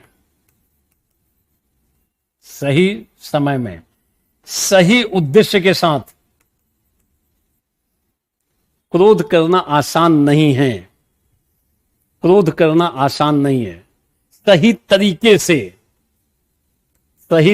से। जैसे आपको किसी पे गुस्सा आ रहा हो, फॉर एग्जाम्पल आप देखो, आपको किसी पे गुस्सा आ रहा हो, मान लो आपका करीबी है और आप उससे थोड़ा भड़के हुए हो, आपको किसी मुद्दे को लेकर उसे थोड़ा गुस्सा आ रहा हो, क्या करोगे? आप उसको 10 लोगों के सामने जलील कर दो, हमेशा के लिए आपका संबंध खराब हो जाएगा। कई लोग गुस्से में पहुंचते हैं उसके पास और वो अपने कुछ परम मित्रों के साथ बैठा हुआ है, अपने परिवार के सदस्यों के साथ बैठा हुआ है, और आप गुस्से में गए, भड़ास निकाल दिया आपने, परमानेंट रिलेशन खत्म हो जाएगा। आपको पता है कि मेरा करीबी मित्र है, उसको अलग से बुला के अकेले में बैठ के थोड़ा गुस्सा निकाल देंगे, थोड़ा डांट भी दे देंगे। कोई आपका कर्मचारी हो, बहुत अच्छा कर्मचारी हो, परंतु आपको गुस्सा आ गया हो, क्या करोगे? उसके बुलाओगे या 20 लोगों के सामने उसको डांटना शुरू करोगे? हो सकता है अगले दिन रिजाइन करे और चला जाए, बाद में आपको अफसोस हो कि अरे यार, अकेले बुला के डांटना चाहिए था, अकेले बुला के क्रोध करना चाहिए था, पब्लिकली मैंने कर दिया और आपने कुछ जोर ही से डांट दिया, इतना उसका दिल टूट गया, छोड़ ही दिया आपका साथ, आपका घनिष्ठ मित्र, मगर आपने इतना बुरी तरीके से गुस्से में अपने को अभिव्यक्त कर दिया, हमेशा के लिए टूट गया। कई बार कई सालों के घनिष्ठ संबंध मतलब मित्रों का संबंध या किसी का भी संबंध, पारिवारिक संबंध, कुछ क्षणिक गुस्से में अभिव्यक्त किए गए कथनों के कारण टूट जाता है, परमानेंटली टूट जाता है। 20 साल से साथ, 10 साल से साथ रह रहे हैं घर में, चाचा भतीजे का संबंध है, भाई भाई का संबंध है, भाई बहन का संबंध है, और कभी गुस्से में सामने वाले को इतना लपेटे में ले लिया, इतना ज्यादा गुस्सा दिखा दिया, गुस्से में इतना ज्यादा अभिव्यक्त कर दिया कि सामने वाले ने बोलचाल ही बंद कर दिया। खूब अच्छे मोमेंट्स रहे होंगे पास्ट में, साथ एक दूसरे को खूब हेल्प भी किए होंगे, एक दूसरे के लिए जान देने के लिए भी तैयार रहते होंगे, परंतु गुस्से ने, क्रोध ने उतने अच्छे संबंध को तार तार कर दिया। और ये खूब होता है जीवन में लोगों के साथ, केवल पश्चाताप करते हैं कि मुझे इतना क्रोध नहीं दिखाना चाहिए था। क्या क्रोध हुआ भी था, कोई गुस्सा हुआ भी था, तो थोड़ा उसको अलग तरीके से अभिव्यक्त करना चाहिए था। मैंने सही तरीके से अभिव्यक्त नहीं किया, सही तरीके के साथ, सही मात्रा में। तो लोगों को हमेशा लगता है दूसरे पे गुस्सा निकालते वक्त कि मैं बहुत सही हूं। तो कोई दुनिया में भगवान तो है नहीं। भगवान होते तो उनकी मूर्ति लग जाती, पूजा शुरू हो जाती। We all are human beings. कभी कभी कुछ कुछ गलतियां होती हैं। अब गलतियां हुई इसका मतलब सामने वाले को रगड़ डालो। थोड़ा बहुत गुस्सा निकाल सकते हो, थोड़ा बहुत समझा सकते हो, ताकि संबंधों का निर्वहन हो सके। That's the right way. प्रशासनिक अधिकारी के साथ आपका कोई कलीग हो, आप प्रशासन में हो, और आपका समकक्षी या जूनियर सबऑर्डिनेट कुछ गलत किया है, क्या करोगे? उसको एकदम उसी के साथ आपको ऑफिस में बैठना है, उन्हीं लोगों के साथ काम करना है। तो थोड़ा गुस्सा भी निकालना होगा तो सबके सामने निकाल दोगे क्या? अपने केबिन में बुला के थोड़ा बहुत उनको समझा सकते हो, दिखा सकते हो कि मैं आपसे क्रोधित हूं, मैं आपसे नाराज चल रहा हूं। थोड़ी सी हल्की से नाराजगी दिखा दो, थोड़ी अपनी मात्रा कम कर दोगे गुस्से की। सामने वाले को लग जाता है कि पहली बार ये इनका गुस्सा दिख रहा है। बाहर आके वो डर जाता है कि नहीं सर बहुत गुस्से में है, हमारे बॉस बोले गुस्से में है। मगर आपको बेइज्जत भी उन्होंने नहीं किया पब्लिकली, तो आप सुधर जाते हो। और आपको पब्लिकली एकदम डेमोरलाइज कर दे, गुस्से में आके आपको डांट दे, हमेशा आपके भीतर लगेगा ना कि इसको सबक सिखाएंगे जब मौका मिलेगा। तो बहुत पब्लिकली मेरा इसने मुझे बुरी तरीके से बीट किया था, हर्ट किया था। कई लोगों का दिल टूट जाता है, टूटता है, बहुतों का दिल टूटता है, कई सबका दिल तार तार हो गया है। तो क्रोध जो है ये ध्यान रखना है, ये कोई भी आदमी कर सकता है। यह आसान है क्रोध करना, बट सही तरीके से क्रोध करना, सही मात्रा में क्रोध करना, सही जगह पे क्रोध करना, किसके ऊपर क्रोध, सही व्यक्ति के साथ क्रोध करना, ये सबके बस की बात नहीं है।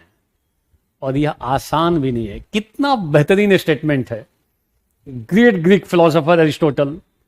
अरस्तु एक ऐसे फिलोसोफर है जिन पे आईएएस में सवाल अभी भी पूछा जा रहा है। लास्ट ईयर सवाल है इनके ऊपर, एरिस्टोटल पे 2-3 बार इन पे सवाल आ गया। लगभग 2500 साल पहले जो बोला गया था अरस्तु के द्वारा, वो आज भी कितना प्रासंगिक है, जीवन के लिए उपयोगी है। इसलिए ऐसे दार्शनिकों को पढ़ना है, सिलेबस में पढ़ना है हम लोगों को। ध्यान रखना, ये स्टेटमेंट आप जब आए कोई इस टाइप का प्रश्न तो उसमें आप डाल सकते हो कि क्रोध जो है ना, अगर अनबैलेंस्ड हो रहा हो, गलत जगह पे हो रहा हो, गलत मात्रा में हो रहा है, तो वो खतरनाक, गलत तरीके से हो रहा हो तो खतरनाक है। बट क्रोध तो हमारे जीवन का अंग है। बच्चा पैदा होता है ना, उसमें भी क्रोध रहता है।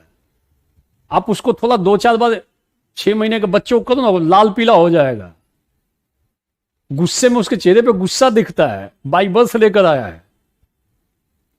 भय, उसको कुछ जोर से आवाज दे दो कांपने लगेगा, रोने लगेगा, भय उसका बाई बर्थ लेकर आया है। कुछ ऐसे इमोशंस जो है ना बाई बर्थ है। बच्चे को अच्छे से प्यार से सहलाओगे, वो चेहरे पे मुस्कुराहट आ जाएगी, गुड फील करता है वो। ये उसके इमोशंस के पार्ट हैं। ये सुनो, इट शुड बी क्लियर। ये इमोशनल इंटेलिजेंस क्लियर हो जाना चाहिए। कितना उपयोगी है जीवन के लिए, इसका विकास जरूर होना चाहिए। तो आप जब क्रोध पे सवाल आया हो तो इसको भी लिखो, और ये स्टेटमेंट लिखोगे अरस्तु का, तो टीचर पे बहुत अच्छा, जो चेक करने वाला होगा, बहुत अच्छा प्रभाव जाएगा कि अरे क्या आपने लिखा है, बढ़िया लिखा है, अच्छा लिखा है। क्लियर? सारे लोग एक बार बोल लो, इज इट क्लियर? बोलो। और ये ऐसा टॉपिक है कि आपको तो सारे मित्रों के साथ, फैमिली मेंबर के साथ बैठकर देखना चाहिए। कई बार पिताजी का गुस्सा आपके ऊपर निकलता होगा, माताजी का प्यार भी कभी मिलता होगा, अब माता जी इतना प्यार करती है कि भाई आपको, आप गलत भी कर रहे हो फिर भी आप ही को सपोर्ट करने पे तुले हो। पिताजी लाल पीले हो सकते हैं, तो मान के चलो उनका हक बनता है। अपना वो भी गुस्से में और आप भी गुस्से में लाल पीले हो गए, तो फिर संबंध टूट जाएगा परमानेंटली। बाद में अफसोस होगा, पिता को मैंने नाराज कर दिया, कठिनाई होती है फिर।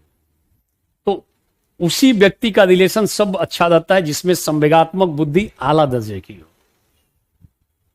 और जिसका संवेगात्मक बुद्धि अच्छा होता है ना, उससे सब खुश रहते हैं। आप देखोगे कोई आदमी होगा ना, वो सबसे अच्छा रिलेशन मेंटेन कर लेता है, और कुछ लोग ऐसे होते हैं जहां जाएगा ना वहीं रिलेशन खराब कर लेगा। 2 दिन के लिए जाएगा कहीं पे, तो वहां 2 लोगों से संबंध खराब करके वापस आ जाएगा। इमोशनली वीक आदमी है, दूसरे के इमोशंस को समझता ही नहीं है, केवल अपने अपने तरीके से देख रहा है। इमोशनल इंटेलिजेंस वाला व्यक्ति अपने और दूसरों के संवेगों को देखता है, समझता है, उनकी आकलन करता है, रेगुलेट करता है, फिर जाके एक्शन करता है। सामने वाला थोड़ा दुखी आप गए, आपने देखा थोड़ा दुखी है हमारा मित्र, और दुखी है और आप उसी समय अपना भी दुखड़ा सुनाने लगे उसको, तो फिर तो कठिनाई पैदा हो जाएगी। आप उसको थोड़ा बहुत इधर उधर की बातों करके थोड़ी ठाकेबाजी करा देते हो, थोड़ा सहानुभूति जता देते हो, समानुभूति जता देते हो, मित्र आपका खुश हो जाता है। तो वो तभी संभव है जब आपके अंदर इमोशनल इंटेलिजेंस अच्छे से हो। प्रिंटेड नोट्स को पढ़ो और मेरे क्लास को सुन लो, इतना पर्याप्त है आंसर को लिखने के लिए आईएएस में। ज्यादा no need to knock so many doors outside, किसी और दरवाजे को खटखटाने की जरूरत नहीं है।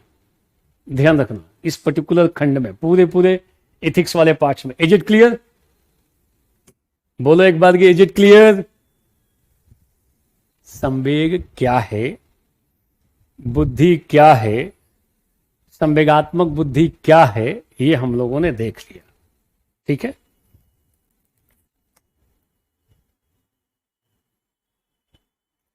जिसमें हायर इमोशनल इंटेलिजेंस होता है ना, वो अपने और दूसरे के संवेगों को जान लेगा, कंट्रोल कर लेगा, ठीक से काम करेगा। और नहीं तो सामने वाला गुस्से में आया है और आप उसके इमोशंस को फील ही जान ही नहीं पा रहे हो, और एक लाइन बोला और आप भी गुस्से में आ गए, तो वो तो सामने वाला गुस्से में लड़ने के लिए आया ही है, और आपने भांप नहीं पाए, आपने भी थोड़ा रिएक्ट कर दिया, तो फिर तो आपस में थोड़ा बहुत तो गुत्थम गुत्थी हो ही जाएगी। तो आपको भांपना चाहिए, समझना चाहिए। ये सुनो, इज इट क्लियर? बोलो सारे लोग, इज इट क्लियर? हम लोग इसके डिफरेंट एस्पेक्ट्स पे जाते हैं। ध्यान देना, जो इमोशनल इंटेलिजेंस ये कोई एक चीज नहीं है, इसके बहुत सारे, इसमें बहुत सारी चीजें आती हैं, वो सब मिलके इसको इंगित करती हैं इमोशनल इंटेलिजेंस को। ये कोई एक विशिष्ट तत्व नहीं है जिसमें इमोशनल, इसमें बहुत सारे कलेक्शन ऑफ एबिलिटीज हैं, बहुत सारी चीजों का ये कलेक्शन, समूह है ये। तो पूछा जाए कि क्या क्या चीजें होती हैं तो एक आदमी में इमोशनल इंटेलिजेंस होता है, तो नोट कर लोगे। अंतर वैयक्तिक कौशल, इंटरपर्सनल स्किल, जिसमें ये होगा उसमें ये क्वालिटी जरूर होगी। अंतर वैयक्तिक संबंध, आपका दूसरों के साथ संबंध बड़ा ही अच्छा रहेगा अगर आपके अंदर इमोशनल इंटेलिजेंस हो तो। नेक्स्ट, टाइम मैनेजमेंट, समय प्रबंधन, तनाव प्रबंधन, स्ट्रेस मैनेजमेंट, रिलेशन मैनेजमेंट, संबंध प्रबंधन, संबंध भी आपके ठीक ठीक रहेंगे। संवेगात्मक परिपक्वता, इमोशनल मैच्योरिटी, इमोशनल मैच्योरिटी रहेगी आपको, इंपैथी रहेगी, परानुभूति रहेगी। नोट कर लोगे। सेल्फ मोटिवेशन, जिसमें इमोशनल इंटेलिजेंस होता है, वो अपने आप को मोटिवेट करता रहता है। सेल्फ मोटिवेशन, वो अपने आप को मोटिवेट करता है। ध्यान देना, सेल्फ अवेयरनेस, वो जागरूक रहता है। सेल्फ अवेयरनेस, ये सारे फीचर्स हैं इमोशनल इंटेलिजेंस जिसमें होगा, उसके भीतर ये सारी चीजें होंगी। ध्यान रखना आप, उसमें परसिवरेंस भी होगा, परसिवरेंस होगा, उसमें उसमें जो पर्सुएशन स्किल होगा, पर्सुएशन स्किल, वो किसी को समझा बुझा लेगा, आपको थोड़ा समझा बुझा के अपना काम करा लेगा, यदि इमोशनल इंटेलिजेंस अच्छा है तो। अब जैसे मान लो कोई व्यक्ति तुला हुआ हो कि मुझे पोलियो का टीका नहीं लगाना है बच्चे को, और आप अधिकारी हो, आप समझाने गए हो, तो आपने उसको सामने वाले को थोड़ा सा इमोशनल कर दिया, थोड़ा सा डरा दिया। आपने कहा देखो बच्चे को नहीं करोगे ये हो सकता है। वो हाँ आया था कि हम बिल्कुल नहीं लगाएंगे, इनको बूंद नहीं पिलाएंगे, जिद अलग टाइप की, बट आपने समझा बुझा के इमोशनल थोड़ा बहुत करके अपना काम निकाल लिया। एक प्रशासनिक अधिकारी में आला दर्जे का इमोशनल इंटेलिजेंस होना चाहिए। Is it clear? सारे लोग पहले बोल लो, इज इट क्लियर? अब आगे की चीजें बहुत आसान है, अब आगे नोट करोगे। तो हम लोगों ने इमोशनल इंटेलिजेंस देख लिया, उसके बाद हमने इमोशनल इंटेलिजेंस में क्या क्या चीजें होती है, जिसमें अगर ये है तो उसमें अच्छा सा अंतर वैयक्तिक संबंध होगा, इंटरपर्सनल स्किल होगा, स्ट्रेस मैनेजमेंट होगा, टाइम मैनेजमेंट होगा, सेल्फ अवेयरनेस होगा, सेल्फ मोटिवेशन होगा, इंपैथी होगी, पर्सुएशन पावर होगा, परसिवरेंस होगा, लगातार लगे रहता है वो। उसके अंदर टीम वर्क होगा, ये भी लिख लो, टीम वर्क, कोऑर्डिनेशन होगा, बहुत ही सब क्वालिटी होगी, टीम वर्क, समन्वय करता होगा, वो अच्छा प्रशासक बनेगा। वो परिस्थितियों के अनुसार निर्णय लेगा, act according to the situation, act according to the situation. कहने का मतलब उसके भीतर प्रति उत्पन्न मतित्व होता है, प्रति उत्पन्न प्रति उत्पन्न मतित्व, अच्छा टर्म है, अच्छा शब्द है, प्रति उत्पन्न मतित्व, बड़ी अच्छा चीज है। पूछा जाए प्रशासनिक अधिकारी में क्या होना चाहिए, या आप पूछे कि आपको आईएएस क्यों बना दिया जाए, आप बहुत सारी चीजें बताते हो कि मेरे अंदर ये है ये है ये है, उसमें एक शब्द ये भी डाल दो कि सर मेरे भीतर प्रति उत्पन्न मतित्व है। सारे लोग बोलो कौन सा गुण है? प्रति उत्पन्न मतित्व। बोलो तो, बोल लो 2-3 बार, क्या है आपके भीतर, या बोल सकते हो कि मेरे भीतर ये क्वालिटी है, प्रति उत्पन्न मतित्व है। पूछेगा क्या है इसका मतलब बता दो, बोलो कि जैसी परिस्थिति होती है, परिस्थितियों के अनुसार तत्काल निर्णय लेने की क्षमता, मैं क्विक डिसीजन लेता हूं, जैसी परिस्थिति होती है तत्काल निर्णय लेने, विवेकपूर्ण निर्णय लेने की क्षमता, जो सही है उसका निर्णय हम ले लेते हैं, घबराते नहीं हैं। ऐसा नहीं कुछ जटिल परिस्थिति हुई तो मैं डिसीजन जल्दी लेना, मैं जल्दी लेता हूं, क्विक डिसीजन लेता हूं और रेशनल डिसीजन लूंगा, भावनाओं में बहकर नहीं। दैट इज नोन एज प्रत्युत्पन्न मतित्व। Take decision according to the situation.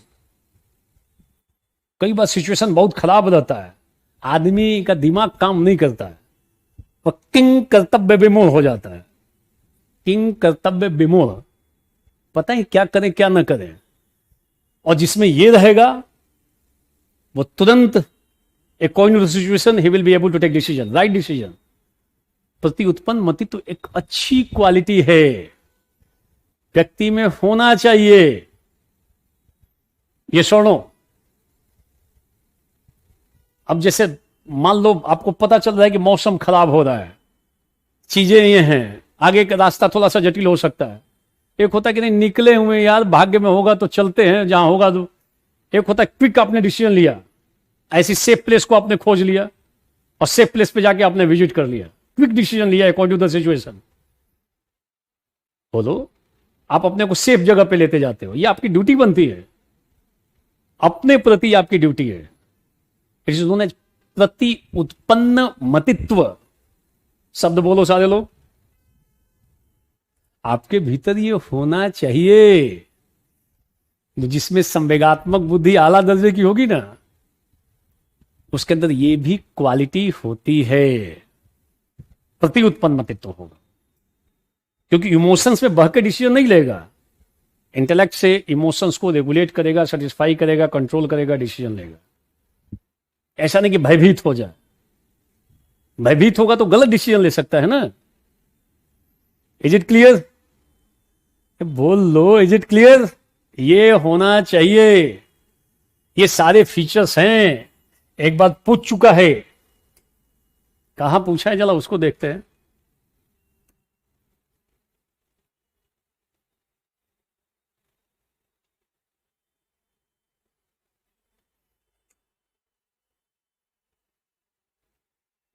Concept and dimensions of emotional, इसका डायमेंशन इतने सारी चीजों में जा सकता है। मतलब ये सारी चीजें इसके डिफरेंट डायमेंशंस को इंडिकेट करती हैं। जीवन के सभी क्षेत्रों में इसका उपयोग संभव है। और कहीं पे है, ये देखो 2020 का सवाल देखो, ये देखो, what's are the main components of emotional intelligence. ये सब इसके कंपोनेंट्स हैं। These are the important components. Self regulation, self motivation, social skills, these are the components. Interpersonal skill, stress management, time management, these are the components of emotional intelligence. क्या घटक है? Straight forward सवाल, 10 number का सवाल पूछा 2020 में, लिख दो। क्या दिक्कत है? परानुभूति भी लिखो इसमें कि परानुभूति भी इसका एक घटक है। Empathy is also a kind of component of emotional intelligence. एक असंभव काम थोड़ी है, लिख सकते हो। ठीक से पढ़ना है, अब पढ़ते वक्त ठीक से पढ़ना है, और सब उधर से म्यूजिक व्यूजिक सब बंद रहना चाहिए, टीवी नहीं चलना चाहिए सामने। अब फोन 2-3 फोन नहीं रखना चाहिए कि रिंग किसी का आ रहा हो, रिंग बजता हो, ये ठीक नहीं है। Is it clear? लिख सकते, आसान, ज्यादा टफ टास्क नहीं, नोट करोगे।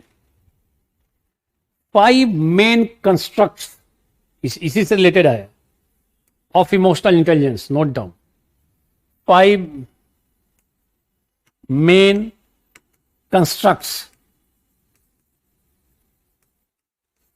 नोट करोगे। इमोशनल इंटेलिजेंस के अंतर्गत 5 प्रकार की क्षमताएं, नोट करोगे। 5 प्रकार की क्षमताएं।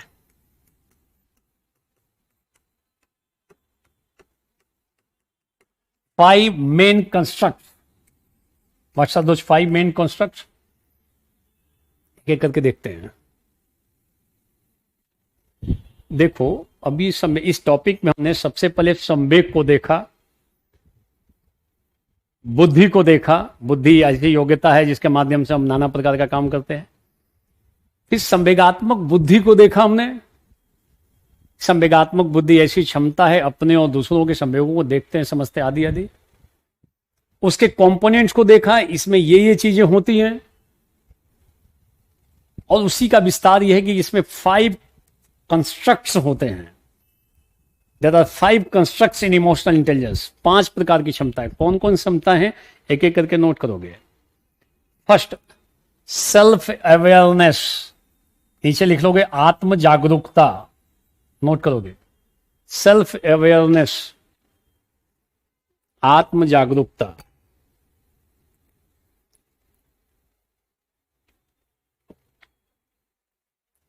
आत्म जागरूकता। दूसरा,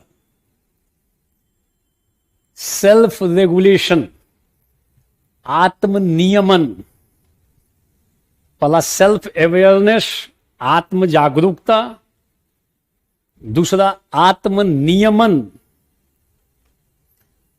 आत्म नियमन, सेल्फ रेगुलेशन। थर्ड, आत्म अभिप्रेरणा। थर्ड, आत्म अभिप्रेरणा, self motivation. Self awareness, self regulation, self motivation. चौथा, सामाजिक दक्षता।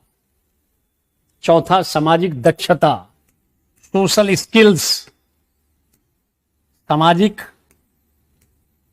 दक्षता, सोशल स्किल्स, और लास्ट वन इज परानुभूति, empathy. These are the five constructs of emotional intelligence. Constructs, 5 constructs, main constructs, ये 5 क्षमताएं हैं इमोशनल इंटेलिजेंस के साथ ये जुड़ी हुई है। कौन कौन सी? आत्म जागरूकता, आत्म नियमन, आत्म अभिप्रेरणा, परानुभूति। शब्दों को बोल लो, ऐसे शब्द जनरली निकलते नहीं होंगे और आपकी भाषा में नहीं होंगे, तो जो शब्द आपकी भाषा के अंग नहीं है उसको 2 बार 3 बार 4 बार बोल लेना चाहिए, नहीं तो हमेशा नया ही बना रहेगा वो शब्द। Self awareness is the first, self regulation second one, self motivation third one, social skills fourth one, and empathy, परानुभूति 5। ये 5 important constructs of emotional intelligence, and one by one we are going to discuss those things, 5 important aspects. Is it clear? Bolo, is it clear? Is it clear? एक एक करके देखने का प्रयास करते हैं 5, और देखो इसको जब कर लेंगे उसके बाद वो देख लेंगे 5 कि कैसे इसको विकसित किया जा सकता है, वो एक बार सवाल आ चुका है। और लास्ट में देख लेंगे प्रशासन में कैसे उपयोगी है। After completing this part, after completing this 5 constructs, तो 2 चीजों को और देख लें, कैसे विकसित होगा मनुष्य में और प्रशासन में कैसे उपयोगी। आज तक सवाल यही बना है, तो सब चीजें कंट्रोल में रहेंगी। और जब ये कर लेंगे तो लास्ट में क्वेश्चन देख लेंगे इस टॉपिक से संबंधित। क्लियर? एक दो मैं मॉडल आंसर दे दूंगा, निश्चिंत रहो, मैं बोल चुका हूं, दे दूंगा। मॉडल क्वेश्चन, मॉडल जो आईएएस का सवाल है उसका मॉडल आंसर दे देंगे, अगली क्लास में दे देंगे, सोमवार को मिल जाएगा, ध्यान रखना, ठीक है। मॉडल आंसर कुछ प्रोवाइड करना है, आप उसको कर देंगे। पहला देखो आप, पहला है सेल्फ अवेयरनेस, नोट कर लो सेल्फ अवेयरनेस को। देखो, आत्म जागरूकता का मतलब है, आत्म जागरूकता, सेल्फ अवेयरनेस। सब चीजें हिंदी और इंग्लिश दोनों में दी गई हैं, और जो लिखा हुआ है उसके ज्यादा भटकने का प्रयास नहीं करना। हिंदी वाले तो बिल्कुल नहीं, अंग्रेजी वाले जो दिया हुआ है वो सफिशिएंट, उसमें कुछ वैल्यू एडिशन वो कर सकते हैं, अदरवाइज आप गो थ्रू करो, आईएएस का सवाल देखो, able to write answer of previous questions, even probable questions able to write. Clear? बोलो, इज इट क्लियर? कितना बढ़िया टॉपिक है। और जब मैं बताऊंगा कैसे विकसित किया जा सकता है, तो आप भी प्रयास करना विकसित करने का, थोड़ा विकसित हो जाएगा तो बेहतर है। और बच्चों में कैसे विकसित करोगे, आपकी ड्यूटी बनती है, क्योंकि आप बच्चों से थोड़े से ऊपर लेवल के हो। माता पिता की नजर में तो हमेशा बच्चे रहोगे, भले ही 50 साल के हो जाओ, और उनकी नजर में तो बच्चे ही हो। बट जनरली अब परिपक्व हो, एडल्ट हो, तो एडल्ट हो तो फिर जो नया जनरेशन और जो अभी स्कूल में हो, उनमें प्रयास करो इमोशनल इंटेलिजेंस विकसित हो जाए। तो आपको ये एफर्ट करना चाहिए, अपने में भी हो, उनमें भी हो, तो आगे का जीवन बड़ा अच्छा चलेगा। अगर चाहते हो हित तो आपकी ड्यूटी बनती है, और कैसे वो होगा आगे बताएंगे। Is it clear? नोट करोगे। देखो, जो संवेगात्मक बुद्धि से युक्त व्यक्ति है वो जागरूक होता है, वो अपने और दूसरे के संवेगों को, उनके प्रभावों को, उनकी तीव्रता को जान लेता है, समझ लेता है। आत्म जागरूकता, वो जागरूक रहता है कि अच्छा ये ऐसे कर रहा है, इसका इंपैक्ट ये जाएगा, और दूसरे के संवेगों को भांप लेगा और जान लेगा अगर ऐसा कर रहे हैं ना तो इसका रिजल्ट ये निकलेगा, उसके परिणाम को भी जान लेगा। ध्यान देना। क्लियर? अपने और दूसरे के संवेगों और मनोदशाओं को जान लेता है। वो जो जिसमें जिसमें सेल्फ अवेयरनेस हो, वो अपने मेरिट्स को भी जानता है कि मेरा मेरिट ये है और मेरा डिमेरिट ये है। उसको अगर कई लोग जानते हैं कि मैं बहुत गुस्सैल हूं, तो कई बार वो जब जाता है तो मान के चलता है कि नहीं, यहां गुस्सा तो नहीं निकालेंगे, क्योंकि गुस्सा करेंगे तो मैं भड़क जाऊंगा फिर। तो अपने को रेगुलेट करता है, वो जागरूक रहता है कि मेरा क्या कमी है, मेरा क्या प्लस पॉइंट है, तो अपना प्लस दिखाने का प्रयास करता है। ध्यान देना, वो भावनाओं में बहकर कोई निर्णय नहीं लेगा। जागरूकता उसके भीतर है, उसको पता है मेरी कमी क्या है, मेरी अच्छाई क्या है।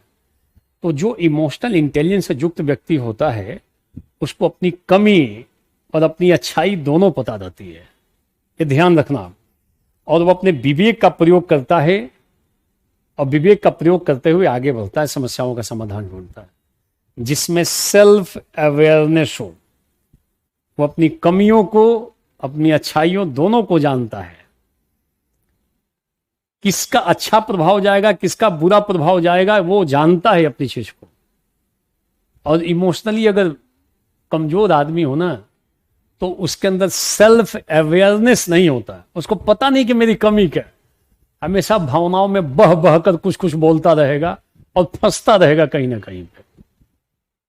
ध्यान देना, तो सेल्फ अवेयरनेस जरूरी है।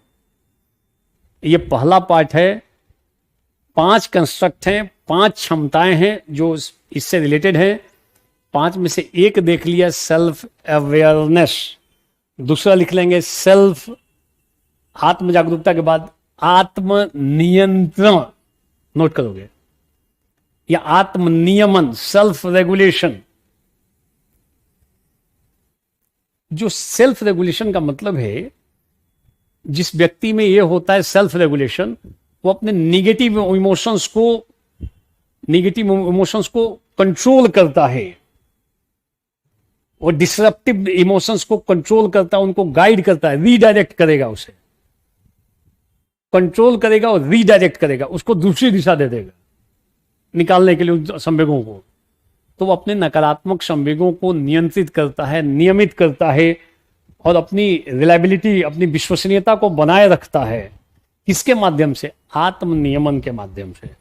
तो उसमें यह लिखना है कि अपने नकारात्मक संवेगों को नियमित करता है, अपनी विश्वसनीयता को बनाए रखता है, नवीन पहल करता है, परिस्थितियों के अनुसार जो चुनौतियां आ रही हैं उनको स्वीकार करता है, उनका निदान करता है।